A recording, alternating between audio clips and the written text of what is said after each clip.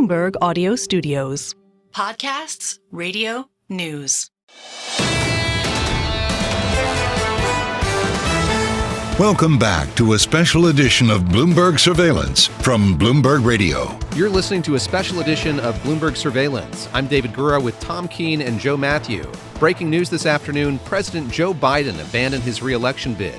Biden saying he would serve out his term, but endorsed Vice President Kamala Harris to take his place as the Democratic nominee. Joining us now, Bloomberg contributor Jeannie Shaheen-Zaino of Iona University. Jeannie, with this announcement, are the purple states any less purple? I think they are more up for grabs for the Democrats. I think one of the big deciding factors we are hearing for President Biden was the fact that you saw states that should be reliably blue or somewhat reliably blue, like Minnesota, New Hampshire. You're talking about my home state of New York, New Jersey, that those were creeping into the red, or as you said, the purple. And that is a big problem. And I think that's where he saw the writing on the wall. If Donald Trump expanded that battleground, very, very difficult for Joe Biden to win, hence his decision today. David Gura and Joe Mathieu, jump in here with Professor Zaino. Yeah, let me just ask you sort of what you see playing out here in the next 24 hours. So as I say, we had this very quick endorsement from the president. As Joe and Tom were talking about just a few minutes ago, the impulse here is going to be to get the vice president on the road. She has been on the road, has been holding events and rallies. How do you see this week beginning? How do you see it gaining steam as it continues? Yeah, I mean, Kamala Harris, $2 million in Cape Cod yesterday. I think the thinking among many Democrats, can't speak for all of them, is that this is a quick handover. We saw the endorsement. It is a Joe Biden, Kamala Harris campaign so that she is able to take over the campaign, the apparatus, the fundraising, which is tremendous, and move forward. I think the big question hanging over everybody's head is there going to be a contest? I am skeptical that we will see a contest at this point, particularly given how quickly President Biden endorsed her. But it is still a possibility. The other thing is, and the lawyers know this better than I do, is that there may be some contest in terms of can she take over this campaign apparatus? I'm describing it as a Biden-Harris campaign. It is, but there may be legal challenges to that. If there's not, she'll take that over. And then I think it's harder for us to see a contest. And then the big question is going to be, what do the delegates do, of course, and who does she choose as her vice presidential running mate at this point? Jeannie, I want to go to your wheelhouse, which is the shades of the Democratic Party. In 1952, you know what? There were shades of a Democratic Party. They were all the same. The difference from Stevenson to Estes Kefauver, come on, it was next to nothing. It was just geographic. It was regional. Somebody had a pet project in that. We have huge polarity in the Democratic Party right now. Is the vice president a progressive? I am not sure that she will choose in that way. The reality is, as a political scientist, that vice presidential choices in all of our research seldom make any difference whatsoever. That said, this is an astounding situation, unprecedented in the modern era, so it likely could. And I think for Kamala Harris, as she thinks about her choices, we are hearing about the tremendous number of really attractive young Democratic governors across the country, from Shapiro to Andy Beshear to down in North Carolina to J.D. Pritzker in Illinois. It's a large number. I'm excluding Newsom only because he has the same problem Marco Rubio did for Trump in her home state. But that said, there's also been a lot of talk about somebody like Senator Kelly out in Arizona.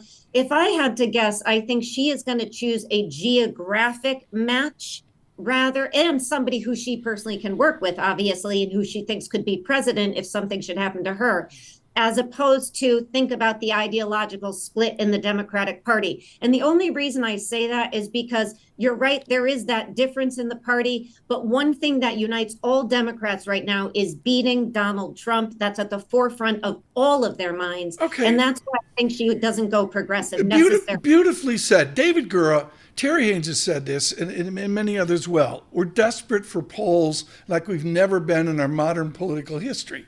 Based on your experience, David Gura, when does our audience get polls that begin to color the strength that the vice president has or the strength other candidates have? It'll be some days until we get enough of them that we can have some confidence in them. But we know from our reporting and from others reporting that the Democratic Party was kind of polling the viability of Kamala Harris as a presidential nominee in the days leading up to this. We know that in this vacuum that the president was in trying to figure this out, this was one of his concerns and the party's concerns, how this would work. And so we have had some polling thus far that illustrates what that matchup might be like with Donald Trump. And we've seen her hold her own in those polls. But to answer your question more thoroughly, Tom, I think until we get a more robust set of polling on this, is going to take a few days until we figure that out.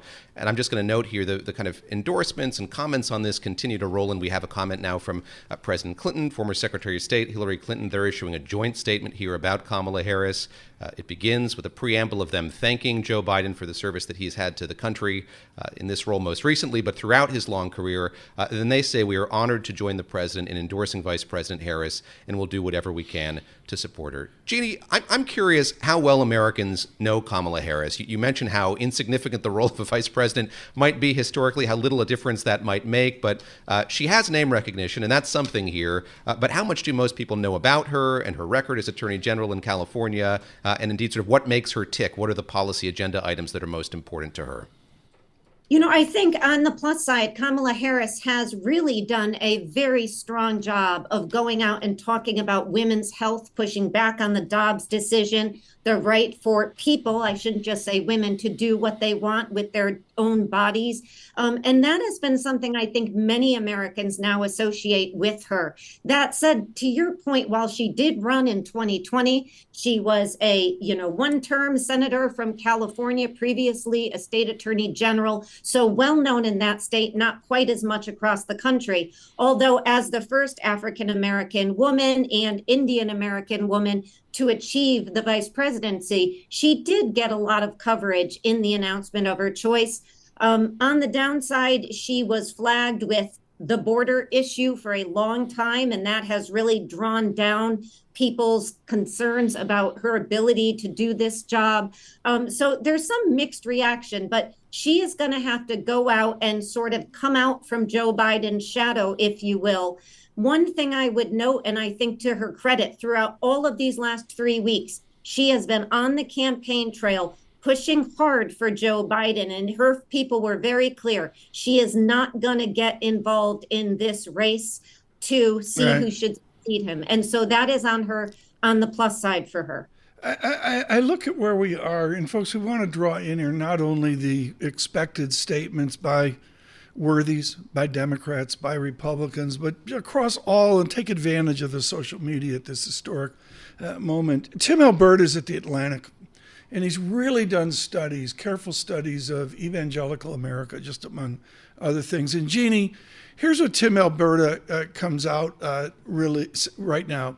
Really cannot overstate how problematic this is for Trump's operation. Why is that? What radically changes for the campaign apparatus of the former president on this Sunday afternoon? And Tim, who just wrote a beautiful piece on Trump's two campaign managers, and that's what I think he is alluding to.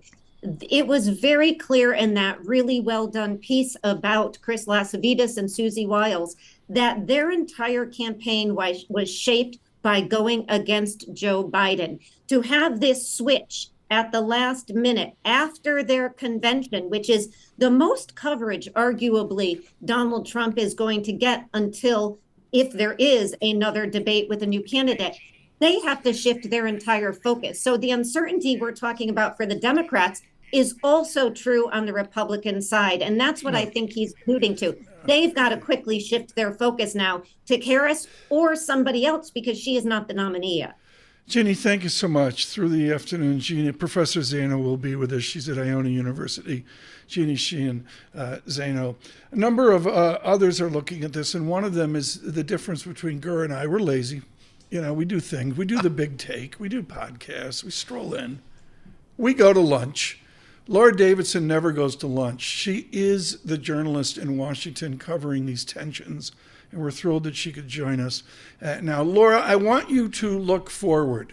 There are editors across all of our major newspapers, all of our magazines saying, I need something Tuesday or Wednesday morning. What is the distinction, Laura Davidson, that you would write about for Tuesday or Wednesday morning?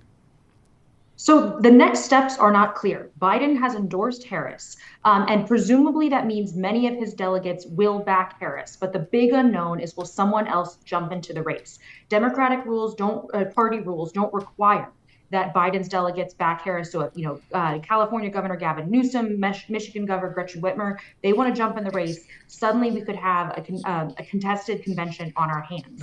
There's a couple, things that are totally uncertain here. The biggest question is just, where do those camps start to fall in line? We're already seeing a lot of lawmakers come out and endorsing Kamala Harris. She also has an advantage because she can inherit the money in the Biden campaign. A new candidate would not be able to inherit that money and would have to start from scratch. The other thing that's also on everyone's mind, too, is from a global perspective. What does this mean for foreign leaders and particularly for adversaries? Is there some sort of new, fresh national security threat that could be injected into the atmosphere, with sort of this period of uncertainty around who might be in charge of the Democratic Party going forward? Laura, what is the way that we've seen Kamala Harris being used over these last couple of weeks tell you about the path forward? She has been out campaigning. Obviously, she's been rather quiet on this issue, but she held a very important call with donors on Friday of this week, trying to assuage many of their concerns about the prospects of this happening as Joe Biden was figuring all of this out. Any insight that you can glean just from the way that she has been acting, or the Democratic Party and the campaign have been using her in recent days, that might foretell what she's going to be like, how she's going to approach the campaign going forward? In addition to that call of donors, we've also seen her just more front and center in advertising and, fundraising appeals that have gone out via email, on social ads. She's also been hitting the campaign trail very hard. So you can kind of see there was a very quiet ramp up, in case this, was the situation that we now find ourselves in. What's different about her is she has been very different on the campaign trail than Biden. Biden has really focused on those blue wall states, Michigan, Pennsylvania, Wisconsin. She has more focused on some of the southern states, Arizona, Nevada, and the messages that they carry are very different. Biden was focused on, the economy and jobs, on union workers. Harris has been much more about abortion, that being an issue that she's very comfortable talking with, and that Biden isn't. So there will be sort of a reformulation of how Harris tries to position herself if she is in fact the nominee, and of course if all of the people who might want to be her running mate, that's going to be something that party leaders and delegates are going to be looking at. What balances her out? Do you go to someone like Josh Shapiro, the governor of Pennsylvania, who might appeal to more of those blue wall states? All of this parlor talk will be what's happening now and will be happening for the coming hours and days. Laura Davidson, thank you so much. It's been an exhausting 24 hours. I hope to wake you up tomorrow morning at 7 a.m. You're listening to a special edition of Bloomberg Surveillance. I'm David Gura with Tom Keene and Joe Mathieu. Plenty ahead. This is Bloomberg.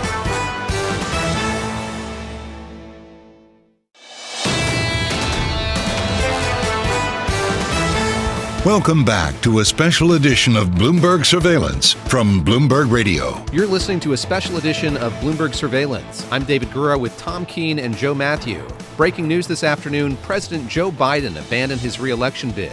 Biden saying he would serve out his term, but endorsed Vice President Kamala Harris to take his place as the Democratic nominee. What we're looking for is conversation with people with experience, and maybe without an angle, and that is the absolute definition of Wendy Benjamin.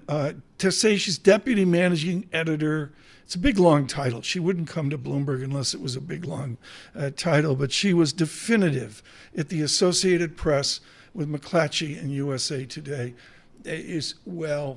Wendy, it's a new media today. You lived the old media. LBJ didn't have to put up with this. Truman didn't have to put up with this. Let's look forward. How do these people position themselves given modern media? Well, hi, Tom, and thank you for always bringing up how long I've been in this business. Well, I try to do it. It's all about the history, Wendy. It's all about the history today. But I will tell you, it is a tricky road to hoe for the other Democrats who might join the race. Today, they are all over X, posting how grateful they are to the president without a single word about themselves. I think they are all eagerly watching the process of what will happen next, whether Kamala Harris does become the nominee by fate or by or there will be this open process to choose another nominee, at which point these people will definitely start changing their posts on Twitter to be more forward-looking. But today is sort of one of those days where you just focus on Biden and what he did, and don't worry about your ambitions for, at least publicly, for a few minutes. Wendy Benjaminson, we'll marinate in that for 24 hours, 30, for whatever, for a few minutes. When she first came to Washington, she was in the Octagon Bar at the Willard. Yes. And it was the same thing. Everything was, we'll think about it for a day or two, but it was a few minutes. Wendy, That's at speed here. Nice to speak with you. And I'm curious sort of how long it takes for the contours of this campaign to change. I was talking with some senior Democrats who said their major frustration has been Donald Trump has been out campaigning. He's been lying as they saw it. He's been lying as we've reported. They need a Democrat who can push back on that and debate him formally in the context of the campaign. They hope on a debate stage as well. I'm sure that they see Kamala Harris as somebody very capable of doing that. How long until we see the contours and the sort of flavor and character of this campaign start to change? I guess what I'm asking is how long are we going to marinate on this, the praise for Joe Biden, before we move on to what is a reset of this Democratic campaign? Seriously, David, I would start an egg timer right now. I think, as we all come back to our desks in the office tomorrow, this will already start changing. There is no time left. There is no time to, spend a lot of time thinking about how great, if you believe that Joe Biden was, and how to move forward. There is only time to get this done. The Democratic convention is in less than a month, and they have to have a nominee. They also were going to virtually nominate Joe Biden. When I say virtually, I mean by phone, because the ballot access laws, the ballots will be printed in Ohio before the Democratic convention. Ohio, a major state that with a lot of electoral votes that you have to be on the ballot for. So I think there will be tomorrow morning. I mean, Jamie Harrison, the DNC chair, has already put out a statement saying we're going to start the process now of figuring out how to do this. Remember, this is unprecedented. LBJ, who I was a child when he was... Did you hear that, Tom? I heard was that. For Thank you, you. I think. Benjamin, Yeah, okay. putting me in my place. Yes. Remember, he dropped out in March. There was still plenty of time to have primaries with other candidates. I think Iowa and New Hampshire were the only states who had voted by then. So... Right. we're just not in that situation. We have to get to work right away. I want to go to the heart of the matter to the both of you, and this is something I've quoted, but I rarely put up the numbers. I'm not going to give you the digits. It's just too much to contemplate right now. President Trump garnered 74 million votes the last time around. The time before that, when he won, he garnered 65 million votes. Basically, he garnered 8 million votes losing in 2020. David, let me go to you first. In Pennsylvania, who has to show up now for the Democratic nominee who was not going to show up on Saturday for President Biden? Well, Pennsylvania is a particularly interesting question. I mean, they need everybody to show up, obviously, and you're going to hear that in the coming days and weeks. But, they're going to be appealing to people who might have felt disillusioned by the way all of this was unfolding, might have felt like, looking at a contrast there that we saw on the debate stage in Atlanta was dispiriting to them, made them feel like the Democrats didn't have a viable alternative to the Republican nominee. We're going to see a big ground game trying to get everybody to the polls, Tom. But, it's funny. We'll talk to Joe Mathieu in a few moments here. Right. Somebody that he mentioned on the heels of that Republican National Convention is Roy Cooper, the governor of my home state of North Carolina, somebody who's seen as maybe somebody who might be in the fold here as well. Picking up on what you're saying, what Wendy said as well, I think geography matters a ton Right. here. And Wendy, I'd love for you to come in and just give me your read on that. There's Pennsylvania, there's North Carolina. What are the other states or geographies in this country that are going to be of just paramount importance here to Democrats going forward? Well, the first one that leaps to mind, David, is Michigan, where Gretchen Whitmer, a very popular Democrat, is governor, two-term governor, very popular. There's no question she is going to run for president someday, I don't think. And so I think, if they're looking for alternatives beyond Kamala Harris, then Gretchen Whitmer becomes a big deal. So does Josh Shapiro in Pennsylvania. Right. North Carolina is one of those states that kind of goes back and forth. It tends to be conservative. I don't know how it might be good Right. to bring in him or an Andy Bashir of Kentucky or someone like that, too. Wendy, I had a croissant thrown at my head this morning at breakfast. And I'm going to bring it up with you because Because I can't throw anything. No, at with you. great respect, Wendy, you're the one to answer this question.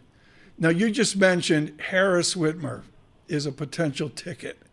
Is there any evidence across the United States of America today that we can elect Angela Merkel or Theresa May of the United Kingdom? Is there any real evidence America's ready to elect a woman? That's, I'm sighing because that's a very difficult question. Yeah. There's certainly no practical reason we shouldn't be. We're one of the last major countries on earth not to have a female head of state. I certainly think it's time for that, and I can't think of a reason why we wouldn't elect a woman. Maybe a double female ticket might be a little much for America. Crazy as that sounds, since we've elected so many double male tickets in our history. But I do think if the Democrats are Right. smart, it would be more like a Harris Cooper, Harris Bashir, Harris Shapiro. Wendy Benjamin, I thought thrown a virtual croissant at you from D.C., but She no. did. That's right. She said, that's what my expense account has, is virtual croissants when I'm in Washington, D.C. They're better for Wendy you. They are Benjamin better for said you. it will be a long night for you leading our coverage in Washington. Wendy Benjamin, she's the queen of print. Thank you so much, Wendy, for joining us today. We welcome all of you across Bloomberg Television, Bloomberg Radio, on YouTube. We're making light of it on a Sunday afternoon, but it is a most serious point for the nation. It is a Democratic Party without question in chaos. The transition from an 81-year-old president, he endorses his vice president. David's going to cover that in a moment and some of the news flow here. We welcome all of you. David Gura and Tom Keene in Washington, Joe Mathieu to partake here in a moment, and Kaylee Lyons is getting ready again for the television broadcast this evening. We hope to have her on as her schedule allows. Many other good people with conversation as well. Thank you for the comments out on Twitter, on YouTube, on the live chat as well. David Gura, it was a two-step process. The shock, which I did not expect on a Sunday afternoon. I kept waiting for an LBJ Oval Office moment. It didn't happen.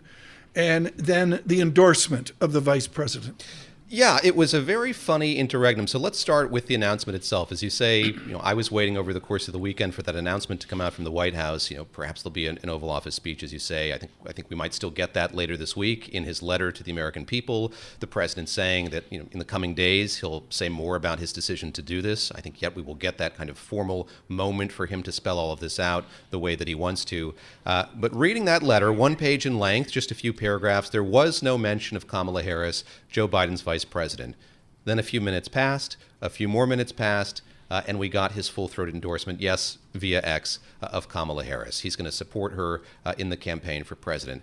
Now we're beginning to piece together, how many Democrats come on board with that? It seems like in the last hour and a half or so, many of them have, many prominent Democrats, gray beards, younger members of Congress, those who have been rather quiet during the course of this as they've waited for this to get hammered out by the president, who has been at his home in Rehoboth Beach, Delaware, kind of figuring all of this out, thinking through all of this. We've heard from them. We'll see how much more that coalesces, and then we'll see, as we've been talking about, what other interests there may or may not be from other people in the Democratic Party to run, and then who Kamala Harris, if she is the nominee, would pick for her vice presidential running mate. And now, folks, we will digress. And again, we welcome all of you to the shock of this news, the path forward for the nation, the path forward for the Democratic Party, and the path forward. Only Joe Mathieu knows how big a piggy bank President Biden has. We're still working on Joe, I see. Let me go to you on this, David. Yeah, no, it is a sizable piggy hundreds, bank. It's over $100 million. Over $240 million, so a little bit behind Donald Trump, but many, many millions of dollars. And as we heard from Laura Davison just a moment ago, Kamala Harris has been on the campaign trail during this uncomfortable period, raising a lot of money. She's on Cape Cod presently, where she raised $2 million at this most recent fundraiser. So they have been out there beating the bushes, trying to get money from donors. And as I say that, I have to acknowledge the fact that as all of this unfolded, there was concern among rank-and-file Democrats. There was, as we saw, concern among members of the House, 40 plus of them coming out suggesting that Joe Biden should do this, members of the Senate as well. but also from donors. What we've heard is that the chief fundraisers for the Biden re-election campaign have been fielding all kinds of questions from their donors. Jeffrey Katzenberg, chief among them. He, the main fundraiser. This was something that they were agitating or having to deal with as well. For mere mortals, David, you're used to this. Joe Mathieu's used to this as well. For me, the idea of, X millions of dollars, it's sitting in a bank. They're going to spend it evenly and rapidly, ads and all the rest of the apparatus and that. The vice president can pick up that slug of money, correct? She can. They are adamant that she can. And what can Governor Shapiro of Pennsylvania do? Sell a bottle of Yuengling and try to get through? What's he do? He would have to sell many trucks of Yuengling to catch up. But this has been what those who have supported Kamala Harris being the nominee have said all along is this is the Biden-Harris campaign.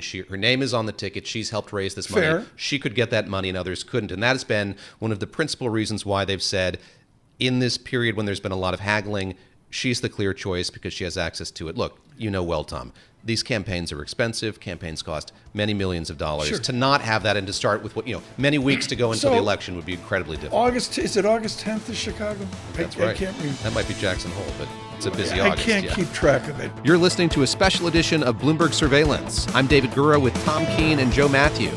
Plenty ahead. This is Bloomberg.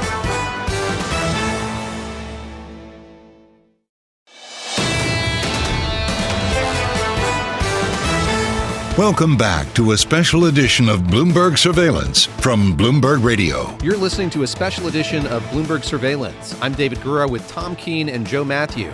Breaking news this afternoon, President Joe Biden abandoned his re-election bid. Biden saying he would serve out his term, but endorsed Vice President Kamala Harris to take his place as the Democratic nominee. We're here at a very historic moment for the country, and we welcome all of you, and we really appreciate our guests for the effort that they've made. This guest has said the single most important thing I've heard from that horrific debate for President Biden. Terry Haynes of Pangea said, Tom, all that matters are the polls. Mr. Haynes joins us now. I can't say enough about following him on LinkedIn for intelligent summaries, whatever your political persuasion. Terry Haynes, do you have polls, and when do you and the vice president get them? There's a bunch of folks pinging me and pelting me right now saying, you realize, of course, Harris polls worse than Biden. There's some evidence to that effect. There's also some evidence that they poll better.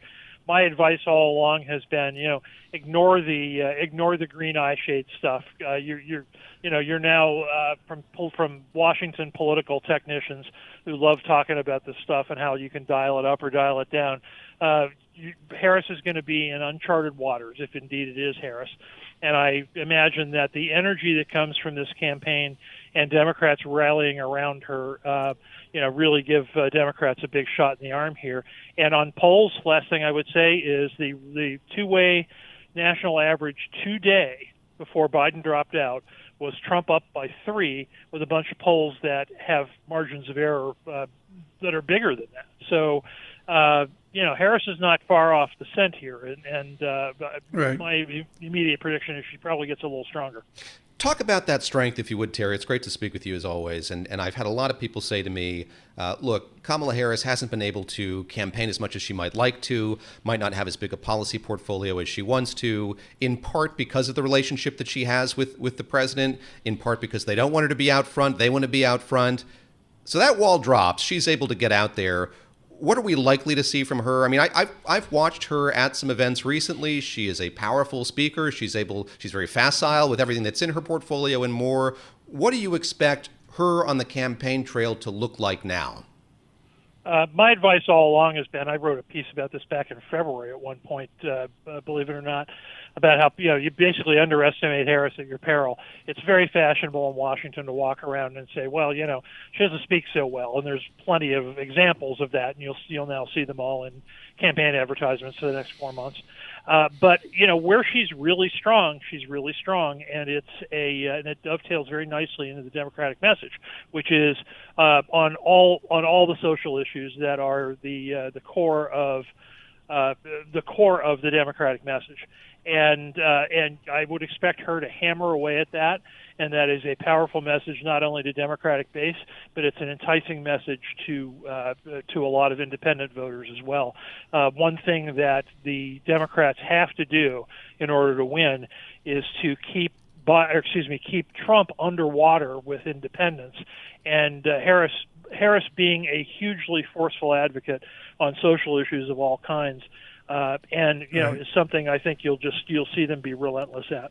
I once flunked a test, Terry Haynes, on vice presidential history. I couldn't name any of them, and there's this heritage back to 1802 or whatever that they're just vice presidents and they'll be okay.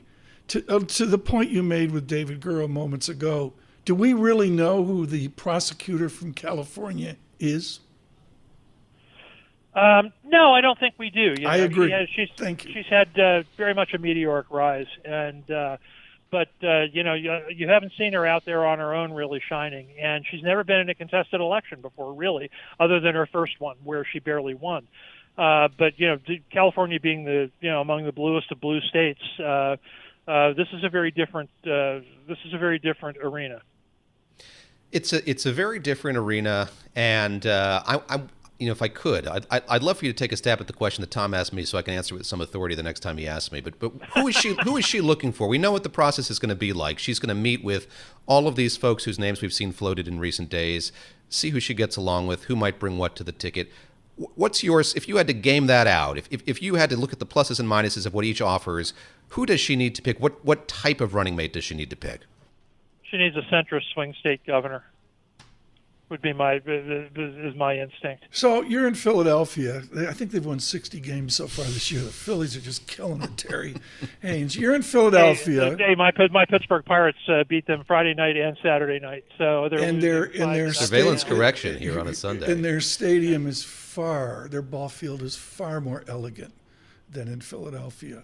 In Philadelphia, Terry Haynes, you got to go out in the suburbs. And I get that there's an issue that's demonstrably proven. Abortion changes votes. What's the next issue after that for a nominee such as Ms. Harris? I think what you have to do is you really have to goose the urban vote. So it's going to be civil rights issues, attacking the Supreme Court, all those sorts of things, and you have to be. You have to be nuanced. You have to be firm but nuanced on immigration, because in order to attract Hispanic voters back, we're not that far away from the old style machine politics, but there will still be efforts to goose that turnout. But what gets people going will be abortion, will be social programs, will be kind of the traditional Democratic programs, combined with the strong thought that what Trump and the Republicans want to do is get rid of all that stuff. Let me ask you about how Democrats capitalized on the timing of this. And I could look back and I could say, look, if this had happened during the course of the RNC, just think about what that final night would have been like with Donald Trump speaking if Joe Biden had issued this letter. Now, that he didn't do this via an Oval Office address. He could have sent this letter out on Thursday. Wow, that would have upended all of the coverage that this had gotten, that speech had gotten. All right, we're moving past that. We get this letter on a Sunday. How do Democrats seize the spotlight and the narrative going forward here? You have the former president weighing in that, suggesting that Joe Biden should just step aside from his position entirely now. What do Democrats need to do to reclaim the narrative? Well, firstly, they need to coalesce around Harris, and I'm not sure to the extent. I mean, this obviously just happened, but I'm not sure to the degree that they want to. I thought Biden initially not endorsing her, and then 10 minutes later somebody pointing out to him that you need to go endorse her, said volumes about the disarray not only in Biden world but among Democrats. Now that said, if I was Harris, I'd be out there this afternoon acting like I was the nominee. And and I'd be going down to the Biden campaign headquarters, kicking some rear ends too. But the sooner that she acts as the presumptive nominee, the better for her. Firstly, this is critical, Terry. I've unfortunately got 1 minute left. How will she be greeted by loyal Biden operatives? She'll be greeted with. publicly with rapture and privately. Hugs and kisses. Hugs and kisses, but privately. They'll feel like, I mean, she wasn't part of the coup, but they'll feel abashed that their guy isn't there anymore. Terry, I got to leave it there. I look forward to your LinkedIn summaries that you do. They are just really, really exquisite. Terry Haynes with Pangea. A special edition of Bloomberg Surveillance, and we say good morning and good afternoon to all of you. Good morning, of course, in Asia, waking up very early in the morning to the news that the President of the United States will step aside and he will not seek a second term. And, of course, the operative idea here is it is late in the cycle. He endorses the Vice President from California, Kamala Harris. David Gura and Tom Keene with you in New York. We'll have any number of guests in this hour. Stay with our special broadcast from 5 to 7. That will be on Bloomberg Television. We welcome all of you on television, on radio across this nation as well. David, we have an esteemed guest to bring in now. She survived Milwaukee. She's getting ready for Chicago. She was just like I think it was 2 weeks in Crete as she got ready for Chicago. Ripped up that trip. Why don't you bring in Kayleigh Lines with her observations? Kayleigh Lines, of course, the co-host of Balance of Power here on Bloomberg Radio and Bloomberg Television. As you say, she was at the Republican National Convention in Milwaukee and did one of the craziest teleportations I've seen in my life. She and Joe getting back to Washington for a full day of coverage on Friday, as we all were kind of watching to see how this would play out. Kayleigh Lines, let me ask you first of all sort of what you're watching for here as you look at these reactions come in from Democrats, senior Democrats, junior Democrats, what those statements in aggregate are telling you about the direction of all of this. Well, I think what's more telling at this point, David, is that the people who have not yet in a statement given a direct endorsement of Kamala Harris, including most of the senior leadership of Democrats in Congress, the House Democratic leader Hakeem Jeffries, Senate Majority Leader Chuck Schumer, have not explicitly endorsed her as Joe Biden did about 10 minutes after initially putting out the statement that he wasn't running for re-election. So those will be some key figures to watch, as well as those that we'd understood had been in conversation as to whether or not they could potentially be the Democratic nominee themselves. Think about the governors, J.B. Pritzker of Illinois, Gavin Newsom of California, even the likes of Josh Shapiro in Pennsylvania, Gretchen Whitmer in Michigan. We haven't really heard from them saying anything other than praising Joe Biden for his legacy and his service as president. What are they going to say? Mr. Pritzker is in Illinois with a massive population loss. Chicago's flat on its back. Forget about the convention and all that. What is going to be their response 1 day from now, 5 days from now, 10 days from now, to a vice president with what, David? $250 million? I mean, what are they going to say, Kayleigh Lines? Well, that's a very good point. The money is a huge factor here because Harris had been part of the Biden-Harris campaign. She has access to that war chest with hundreds of millions of dollars in it more easily than any other candidate would. Of course, if we're thinking about J.B. Pritzker, who has his own personal fortune that he theoretically could tap to help self-fund, that's a separate conversation. But really, it's going to be about what happens in the coming days, as we are not working with a great deal of time here. The convention is 4 weeks from tomorrow. It starts on August 19th, so that is not a lot of time to get together support for a bid to go against Harris in an open convention if one wanted to. Of course, we're going to be watching very carefully for polling in the next few weeks to see how a Kamala Harris at the top of the ticket polls against a Trump-Vance ticket, since we know that J.D. Vance is Donald Trump's selection to be the vice presidential nominee, and that polling could dictate the feeling moving forward toward the convention as to whether or not someone else needs to try to contest this and step in if Kamala Harris is not felt to be the strongest candidate to defeat Trump in November. Kayleigh, delicate question. One of the cardinal rules in a Democratic primary. Republicans are going to mount a legal challenge to a president.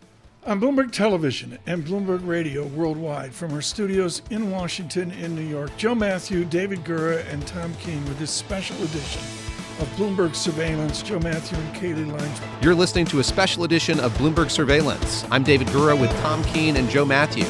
Plenty ahead. This is Bloomberg.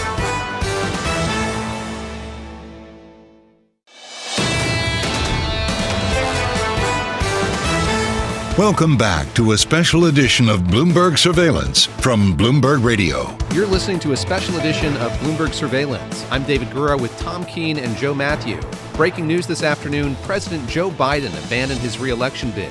Biden saying he would serve out his term, but endorsed Vice President Kamala Harris to take his place as the Democratic nominee. The great Nathan Dean, I'm just delighted to hear that we have Dad with us, as we call him in Washington here, because Nathan is in touch with the clients, the people who use the terminal, the people who will trade on this information. And before we bring in Nathan, I want to tell you guys that we have heard from the nominee in waiting. We just heard from Kamala Harris in a written statement here that is full of gratitude for several paragraphs, and goes on to write, "I am honored to have the president's endorsement, and my intention is to earn and win this nomination."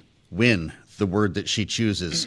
Over the past year, I have traveled across the country talking with Americans about the clear choice in this momentous election, and that is what I will continue to do in the days and weeks ahead. She talks about Tom and David uniting the party to defeat Donald Trump and his extreme Project 2025 agenda, referring to 107 days until Election Day. Together, she writes, "We will fight, we will win." This sounds like something that is written by someone in the throes of a primary contest or potentially throwing their hat into the ring, not a sitting vice president on a remarkable day here. Nathan Dean, thank you for joining us. I wonder who you're hearing from today already and how this might move markets tomorrow. Well, we actually put out a series of notes on Friday just on the chance, look, nobody knew this was going to happen. But a lot of the notes that we put out really had two focuses. Now, the first focus is the macro level. And really, this election, in our view, comes down to two things: tariffs and taxes. And obviously, when tariffs with Kamala Harris, you get a very similar policy than you do to President Biden, which is drastically different than that of President Trump. President Trump has called for 60% tariffs on item imports from China. We anticipate a Kamala Harris presidency, if she were to be elected, to be very similar to more targeted sector tariffs. Then you have the tax argument. Now, the tax argument is going to be a third quarter of 2025 argument, because the individual tax cuts for the individual tax cuts as part of the Trump tax cuts expire at the end of 2025. And we see a lot of information about terms of assistance for lower income consumers, a lot of relief for the general lower to middle income class. I would anticipate a call for a higher tax rate on individuals that are making more than $400,000. It's very similar to what President Biden put out. But then you also have the sector-specific impacts. And really what our message to clients is, it's a lot of the regulatory status quo. Because, whether it's banks, EVs, TMT, and so forth like that, we anticipate that she'd be very focused on consumer financial regulation.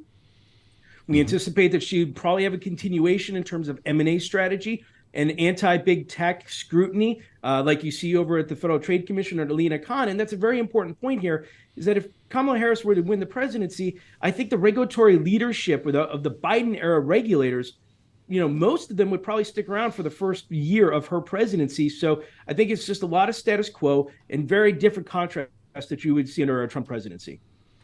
Interesting. So I guess we're not going to be talking about the Kamala trade, Nathan. I've not only heard about the Trump trade for the last 2 weeks, but even the J.D. trade last week. And it's funny, you're talking about Lina Khan. Does J.D. Vance have more in common with Kamala Harris or Donald Trump when it comes to the economy and financial regulations?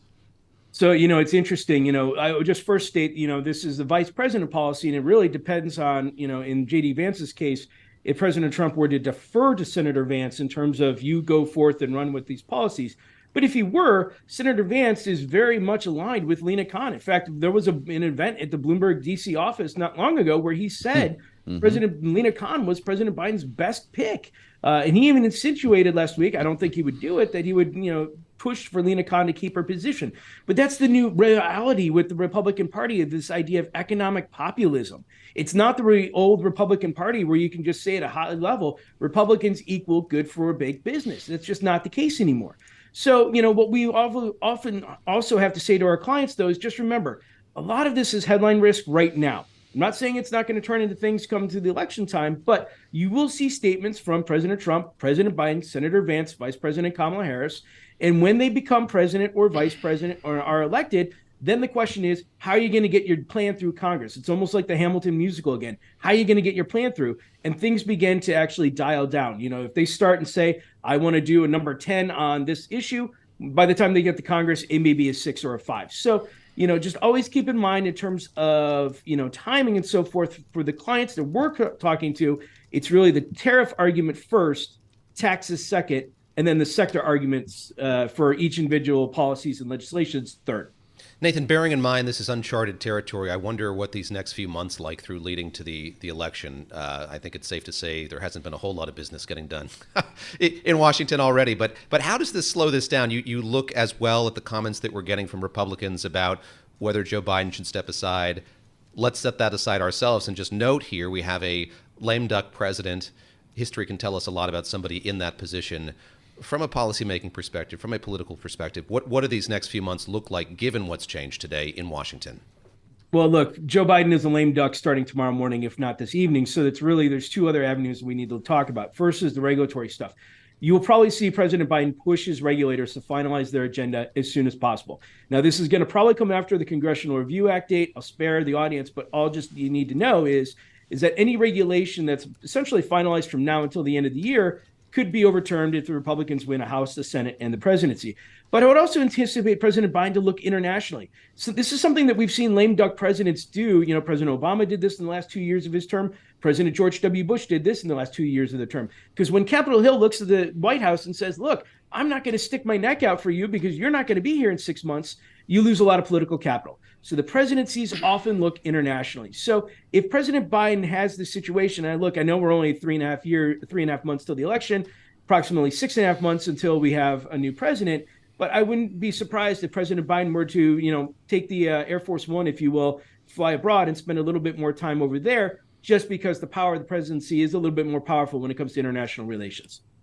Nathan, do you have a good handle on what Kamala Harris's policy preferences are? We were talking about trade, talking about immigration. Obviously, this was a big part of her remit, but we're learning day by day more about the junior senator from Ohio, the degree to which he's kind of an enigma in the Republican Party. That was certainly in stark relief during the course of that convention. The way that things that he supports and espouses are very separate and different from what we saw in Republicans a long time ago. How much of Kamala Harris's policy biography is discrete, is different from the man with whom she's serving? How much do we know about that at this point? So it's actually fairly light. I mean, all we're going off of, we actually had an hour-long call about this on Friday amongst the team going through all this, and it's fairly light. We have to go back to her time as Attorney General of California. She participated in a $25 billion settlement against the big banks like Bank of America, JP Morgan, and Wells Fargo on foreclosure practices. Now, that was something that 47 other states and the District of Columbia went through. But as her time as Attorney General, she really made a significant push on this idea of consumer protection, especially when it comes to big business and this idea of consumer protection. So we certainly think that if she were to move forward and become the president, you could see a push on things like offering student debt relief. Look, I'm not saying it's the courts are going to allow it, but certainly the president can do that and say, let's continue with this type of relief. But then as senator, from California, then you become one of 100, and it's a little bit more difficult. But what I would say is that overall, when President Biden came into office, we viewed him as a centrist president, and we think that he moved closer to Kamala Harris's policies than Kamala Harris did moving to his policies. So I think the President Biden policies that you have of today are going to be very indicative of Kamala Harris if she were to win. Nathan, thank you so much. Nathan Dean in Washington this morning. Again, reaction around the world to a president who steps aside.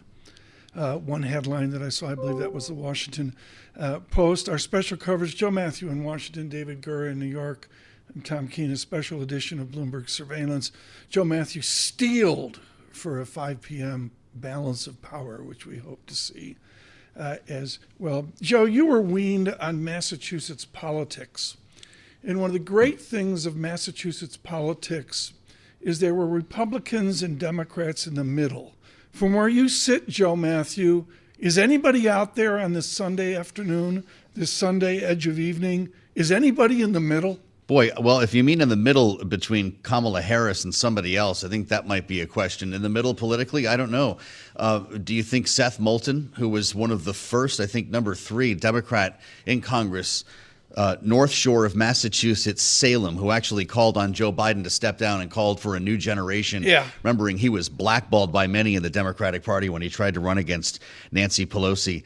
But middle, I don't think, is going to get you through a primary cycle here, which this feels like a lot, although I will point out this is pretty important. Gretchen Whitmer and now the governor of California, Gavin Newsom, say they will not challenge Kamala Harris. This is going to come together. So it's moving in real time. For all of you nationwide, David is doing a much better job. Joe lives this stuff. I mean, We're not like Joe, but David, it's moving in real time. I mean, by this afternoon. And I'd love to get Joe's perspective on this. I mean, Tom asked me, Joe, sort of what stood out to me about the way that this has been playing out. And I said, yes, it was that this was done in a letter, and then we had the endorsement in short order in a tweet following that. But it has been the kind of mounting quantity of knock-on endorsements that we've seen from members of Congress. And I'd love just your perspective on that, Joe, how quickly this has happened and what it says to you about the Democratic Party's willingness here, as I see it, to galvanize and orient itself around Kamala Harris. Well, it's not like they didn't have time to prepare for this. Absolutely. And knowing that the phone calls were happening, the most important ones I've seen here, CBC, CHC, the last holdout was Jim Clyburn. You've got the Congressional Black Caucus now endorsing Harris. With gratitude to Joe Biden, a great debt of gratitude, says the statement of the Congressional Hispanic Caucus chair, now doing exactly the same here on X. So this feels kind of like a coronation. But guys, I have to admit, I've been pushing back on a lot of this conversation over the last week because this is, I thought, why we had a vice president. Whoever heard of blowing up the whole thing a couple of weeks before a convention? When you actually have someone in waiting who shares the delegates and the money, to your point earlier, Tom, it does seem like that would have created an enormous amount of noise and would have insulted a lot of people. Absolutely right. You're listening to a special edition of Bloomberg Surveillance. I'm David Gura with Tom Keene and Joe Mathieu. Plenty ahead. This is Bloomberg.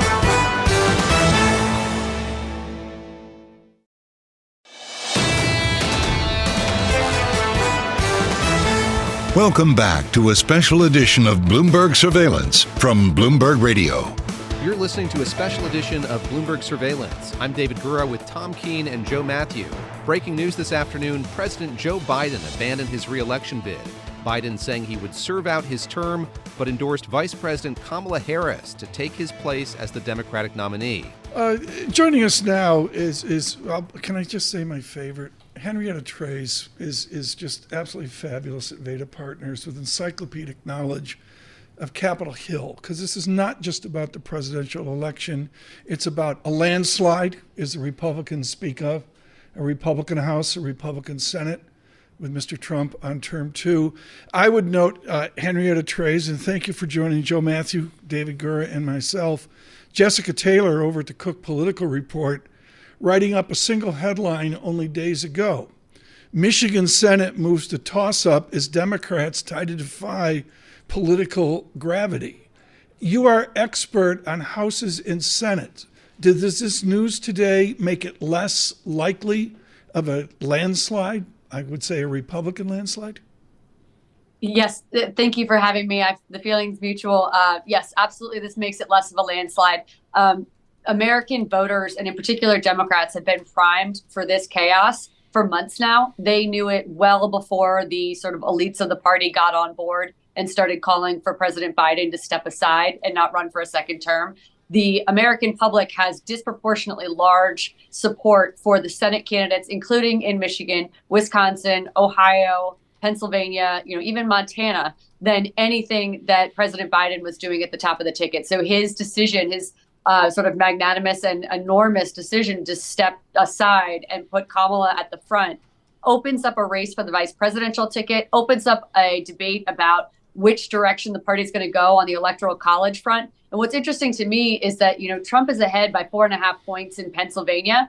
Biden and Kamala Harris have been doing very well in Michigan and Wisconsin comparatively. But the next closest states in line are Georgia, and then just not too far after that, North Carolina. I wouldn't be surprised if the whole Democratic Party strategy shifts to more of a southern direction. I was actually just about to publish the electoral college map. If they lose Nevada and Arizona, which they could pick it up still if they win North Carolina and Georgia. What's sick about this, David Gura, is I first heard that from Joe Mathieu. Yes. It's just incredible how that works. We've been parroting the Roy Cooper line numerous times, Joe, over the course of these 2 hours. Henrietta, I want to ask you about what happened in March of 2021. That is when Joe Biden said to Kamala Harris, "I'm naming you the border czar. You're going to have responsibility for the U.S.-Mexico border and policy there going forward." This is going to be something that the specter of this decision is going to come out pretty quickly, and they're going to use it against her. How does she push back on that? You look at what's happened here in recent months. The number of border guard interactions with folks crossing the border has gone down. There has been progress here. How much is that going to stick with the electorate? How effectively do you think the Trump campaign would be able to use that against Kamala Harris if indeed she is the nominee here going forward?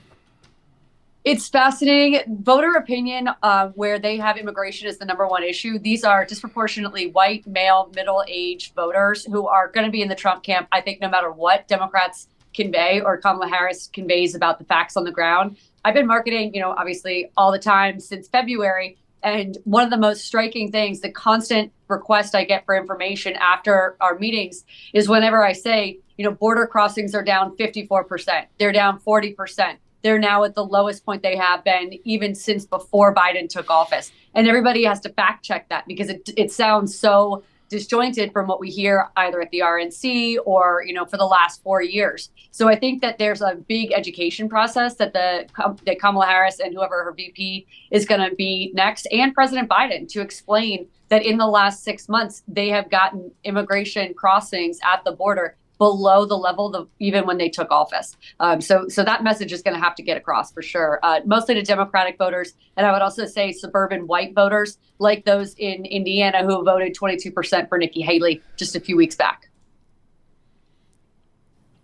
Point you back to this tweet from J.D. Vance that has a lot of us talking in the wake of Milwaukee, where we heard from a number of Republican lawmakers who said there's no way that if Joe Biden drops out of this race, he can continue serving out the rest of this term. J.D. Vance saying there is no middle ground. Running for re-election would be a clear admission that Trump was right all along about Biden not being mentally fit enough to serve as commander-in-chief. Donald Trump puts on Truth Social following the news today, Crooked Joe just got knocked out, so now I'll have to do it a fourth time. I guess my question is, how likely is it if Donald Trump wins another term, will he be the 47th or 48th president? I would say if he were to win another term, it would be this next time around, if that's what you're getting at. I mean, I do think it's a false construct to come in the way that J.D. Vance does in his tweet and say, Biden needs to step aside. But could we be in a world in which Kamala Harris finds herself president of the United States before November, and then Donald Trump serves another term? No? No. I mean, first of all, the challenger doesn't get to dictate the terms of the boots on the ground reality. Biden is president. There is not another election between now and then. Kamala is not going to, step in and usurp his role. This is why there's succession, as you just discussed. This is what it says in the Constitution. So he finishes his term. He's not running for another term. And he's decided that he's going to endorse Kamala, and we'll go through the process at the DNC. But no, I don't expect Biden to step down. And I think it's a sort of a false construct to think that the challenger has any say in who the current president is. Not to suggest as much, but Joe Biden might find that he cannot finish out the rest of this term. Kamala Harris would then have to step in. Donald Trump could still win the election. I guess I'm just wondering if we should all be talking about the possibility of Trump 47 when it could be 48. What makes you so sure Joe Biden can finish out the rest of his term? Well, I'm not his, healthcare provider or anything along those lines. But I don't think that a groundswell push that has successfully gotten him to not run for a second term would be effective in trying to get him to resign quickly. That's not what the Democratic Party is asking for. That's not what the delegates are asking for. So I'm not expecting it. David Gura, have you seen any more news here, any more comments from people? I'm watching Fox here with our great TV setup here. It's going to be fascinating to see the response of the Republicans to all this. Have you seen any new comments? Well, yeah, I too see my eye drifting over to Fox News, where the Chiron was saying Democrats divided. And I will say, from all that I've read, the great summary that we've gotten on our Top Live blog on the Bloomberg, it doesn't seem like there is a ton of division within the Democrats who have weighed in on this. Yes, there are some, like Governor Evers, who are withholding an explicit nomination, but a lot of people getting in line and endorsing Kamala Harris as the nominee. I see, we spoke earlier about President Clinton and Secretary Clinton endorsing Kamala Harris in a joint statement. Another married couple, Senator Kelly and Gabby Giffords, doing the same thing as well. Senator Kelly, somebody we were talking about a little earlier on the show, is somebody who could be seen as a potential nominee, somebody who, former astronaut, Navy combat pilot. Could he be somebody who would seek the presidency? Yeah, but can he take Pennsylvania? Well, he indicating he's no longer interested in doing that. Oh, there you go. Yeah. Okay. But to that point, Henrietta, let me ask you sort of who you're looking at as we kind of look at all of these names and statements coming out here. Who do you want to hear from? And Joe mentioning just moments ago the importance of hearing from Jim Clyburn, who essentially anointed Joe Biden to winning the nomination the last time around. Are there any that you haven't heard from yet? Who do you think is has the most signal importance here as we put together those endorsements in the coming hours? Well, I didn't realize it was such common understanding already, but I do think that a lot of attention should be paid on North Carolina and Georgia right now and that strategy. Arizona would be, a fantastic thing to be able to keep in your back pocket for the Democratic Party. But if you're following it all, the primary data and the voting registration and responses coming in there now, which is being published weekly, Republicans are far and away ahead in Arizona. So when you look at and just as the case in Nevada. So as you look at who could be the vice presidential nominee, a Roy Cooper kind of name in North Carolina makes a lot more sense than a Mark Kelly. If they're going to pursue that strategy, which I assume they would. I wouldn't anticipate Raphael Warnock being involved, but I do think that it's really a concentration on the swing states. It's my expectation that you're not going to see two women on the ticket, so that takes Gretchen Whitmer off the table, even though Michigan would be very nice to have some additional shoring up. But Shapiro in Pennsylvania also makes sense. Pritzker in Illinois is talked about a lot. But my personal focus for the next couple of weeks is going to be on North Carolina and Georgia, and I assume that's the direction they're going to go. With good reason, Henrietta. When you consider the next 3 weeks, typically you'd want to roll out something like this as soon as you can following your opponent's political convention. The RNC is behind us. Donald Trump and J.D. Vance are already traveling together. How sure does this ticket need to be before we get into Chicago, or will this running mate be decided there? I don't think it needs to be sure at all. I mean, think of Trump announcing J.D. Vance on Monday of the convention. Yep. It really doesn't be for a few more weeks. Certainly the delegates are going to be meeting, the Rules Committee and all those groups, but you don't need to have a nominee for a while. But what I would encourage investors to think about is that Trump is at very high numbers in the polls right now, well above where he has been leading Biden all year, 3, 4 points, 5 or 6 in some states. So ask yourself sort of the trajectory of what's going to happen from here. We have, of all the names we just listed on the short list for VP, almost none of them have name recognition that's above 50%. So there's going to be a tremendous amount of focus on this seismic event because it is so massive to sort of the process of democracy. And that's naturally going to attract eyeballs. What we're going to see is massive name recognition shift the polls, I think, pretty materially. My expectation is we start off at a deficit. I'm going to start treating Trump as though he is the incumbent because he's been president before. It's obviously a little bit of a gray area. So I'm going to want to see Kamala above Trump by 3 or 4 points in these swing states in order to think that she could reasonably win them. That's going to be the strategy. And I think polling is going to move a lot in the next couple of weeks, which that's sort of to me the key. Away Henrietta, you and Terry Haynes have been just great about that. I'm really interested in what the polls show. Henrietta Trey's Veda partner, somehow I think will speak tomorrow. Thank you so much for being with us. You're listening to a special edition of Bloomberg Surveillance. I'm David Gura with Tom Keene and Joe Mathieu. Plenty ahead. This is Bloomberg.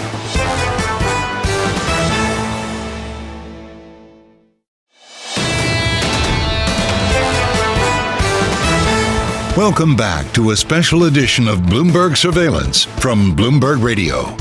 You're listening to a special edition of Bloomberg Surveillance. I'm David Gura with Tom Keene and Joe Mathieu. Breaking news this afternoon, President Joe Biden abandoned his re-election bid. Biden saying he would serve out his term, but endorsed Vice President Kamala Harris to take his place as the Democratic nominee. Let us listen Thursday to the Vice President of the United States. Donald Trump were to win in November, he will continue to sell out working families. He will continue to attack reproductive freedom, and he will continue to undermine our democracy.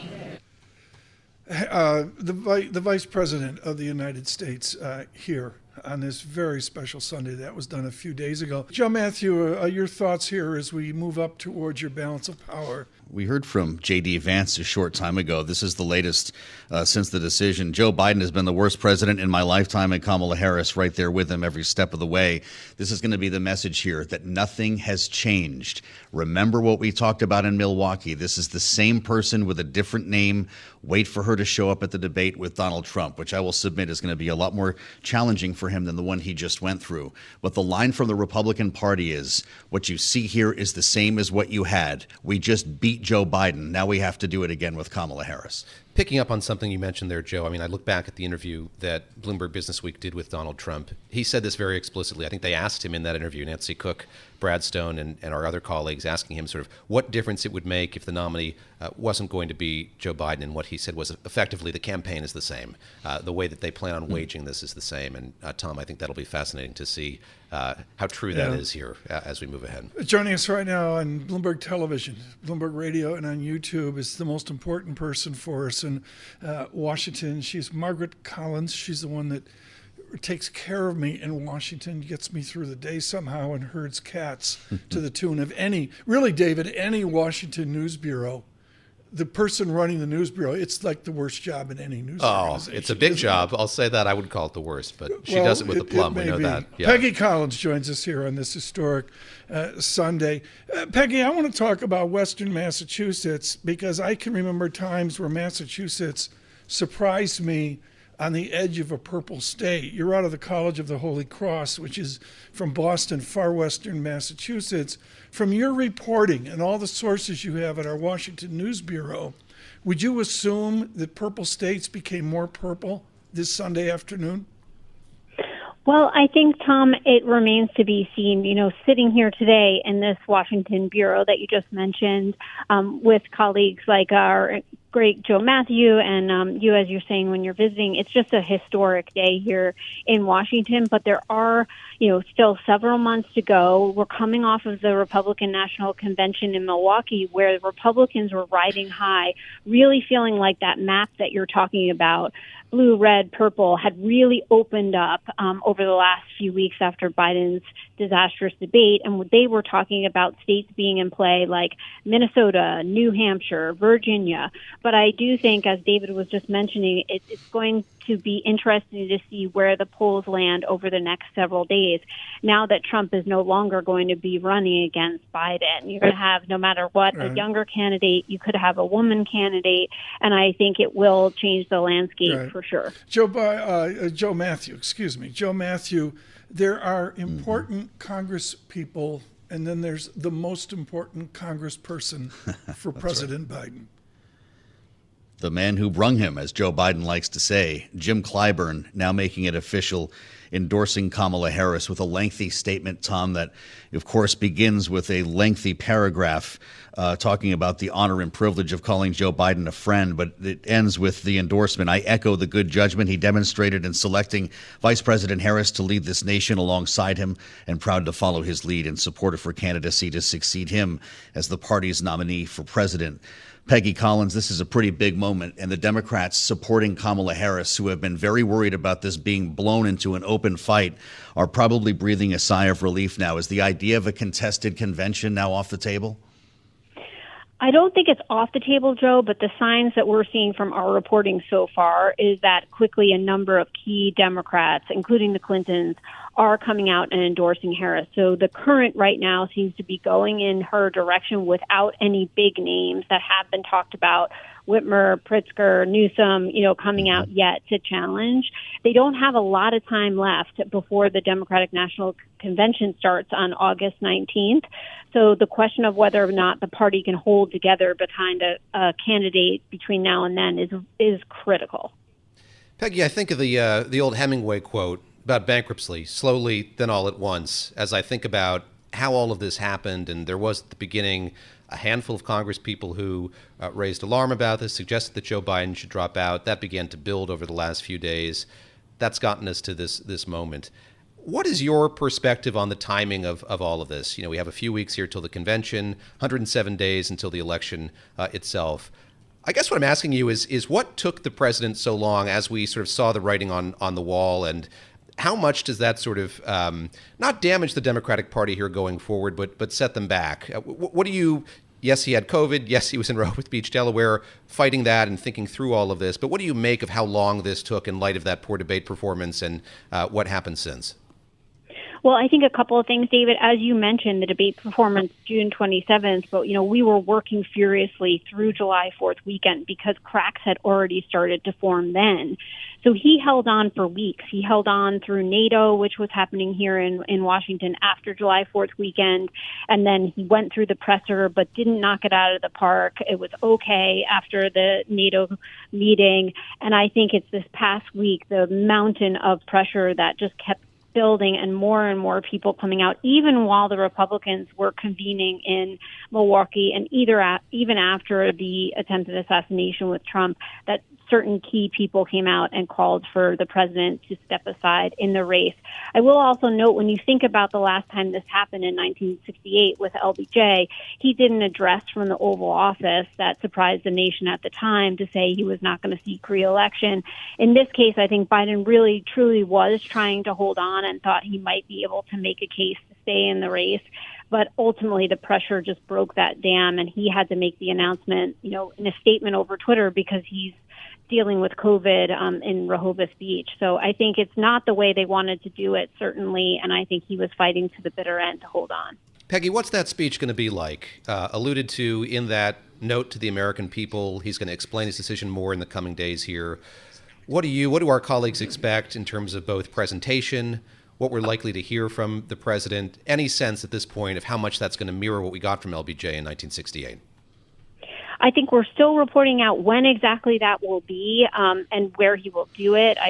We think that it would likely be from the White House, but I think in terms of the themes we expect him to hit so far would certainly be on democracy. That's something that he really hammered in on before the midterms a couple of years ago and had a lot of resonance, but I do think it's one thing that he really has said time and time again, that he feels like this is an election where democracy is on the line, and he feels like he has held up democracy here in the country. So we expect that, and also expect him to note a couple of his key achievements, that being the huge infrastructure spending bill that he got passed through, and the Inflation Reduction Act that has a lot of future spending on things like energy efficiency, electric vehicles, which of course the Republicans have attacked. But I think he will hone in on some of his legislative achievements and harken back to where he started and what he wanted to do when he first became president. Peggy, what do you think of the fact that this rolled out on Twitter? Is Joe Biden not physically well enough to address the American people? Shouldn't this be an Oval Office address? You asked a delicate question, Joe Mathieu. I thought of that driving in here. I mean, you really wonder at the pace of this. Thank you, Joe, for asking that. Peggy? I think COVID is 100% a factor. I think, he wasn't looking good last week when they announced that he had COVID and was going to need to isolate. And I think we're on a Sunday and we're going into the week. Markets are going to open in Asia. I think they really did feel like with the mountain of pressure that they needed to make a decision. They couldn't just leave it hanging in the air in terms of the good for the party over the next several days. But I don't think this is the ideal scenario for how they would have liked to do it. And because he is, still recovering from COVID, so therefore can't do a public address the way they might have wanted to. Margaret Collins, our Washington News Bureau Chief, a lengthy Sunday to say the least. Thank you so much for you and your team's effort in Washington. There is a view from 1600 Pennsylvania Avenue. It is a different view on this Sunday afternoon. David Gura, Jordan Fabian has been seeing it from there to Delaware. Jordan, great to have you with us here for your perspective on this as well. And maybe I can put to you a variation of the question that I asked Peggy, which is, what has this weekend been like? What has the build been like in recent days to this moment? You charting the president's state of mind and what he's been up to in Rehoboth Beach, where he has a home. What finally broke the dam? What finally convinced him from your reporting? What convinced him that this was the decision that he had to make? Yeah, look, he's been under just relentless pressure from his allies. Even after he was diagnosed with COVID last week, you saw at least a dozen other Democratic lawmakers come out. And so it appeared the pressure just became unbearable. It's still surprising, though. I mean, Biden has been a stubborn guy throughout his career. In the weeks prior, it seemed like the pressure was only causing him to dig in further. But, perhaps weakened by COVID, sitting at home in Rehoboth Beach with his family and close advisors, they were able to step back and reflect and just see the picture that a path to victory against Donald Trump just wasn't tenable. Wasn't tenable. Jordan, what happens? Yeah, go ahead, Joe. Yes. Sorry, David. What happens with this meeting with Benjamin Netanyahu this week? Some thought that would be a reason for Joe Biden to postpone a statement like this. He still plans to meet with the prime minister. Does this go as scheduled? There's a lot of uncertainty right now, and so I don't want to say anything definitively, but we haven't heard otherwise that's rescheduled. The president did indicate in his statement that he's going to serve out his term, so an official act like that, like meeting with the leader of Israel, would seem to stay on the schedule, but we just don't know for sure at this time what he's really going to do next week. Jordan, a delicate question. How is Mrs. Biden, the First Lady? Has there been any reporting this afternoon of, well, I guess the family in general, but I think all of any persuasion of politics would like to know how the First Lady is doing. Has there been any reporting on that, Jordan Fabian? It's been hard to figure out what exactly the reaction is, but this has to be a painful moment for the Biden family. You know, Joe Biden is someone who spent 5 decades in Washington working toward the goal of becoming president. He finally achieved that goal in 2020, and he obviously accomplished a lot, helped defeat Donald Trump, but his presidency is going to end in one term amid a lot of recriminations from fellow Democrats and friends to get out. Jordan Fabian, thank you so much, our White House correspondent. You're listening to a special edition of Bloomberg Surveillance. I'm David Gura with Tom Keene and Joe Mathieu. Plenty ahead. This